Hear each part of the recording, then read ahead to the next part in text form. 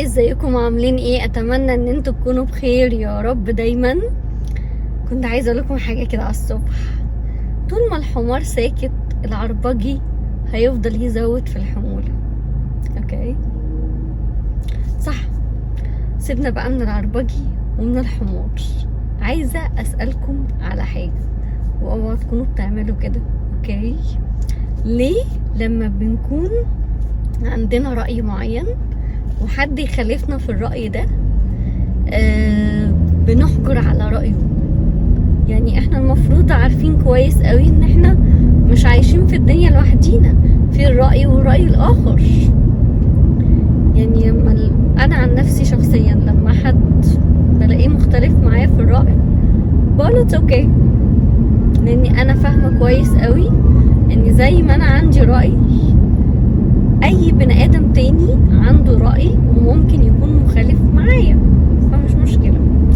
بالمناسبة، اول علامات النضوج ان انت لما تلاقي حد مختلف معاك في الرأي ما تقعدش تقنعه، سيبه، قول له انت تمام، انت صح، سيبه والايام هتجيبه.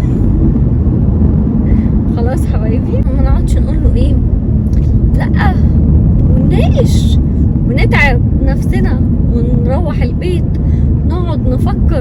لا لا لا لا خالص خالص، اوعوا تعملوا كده.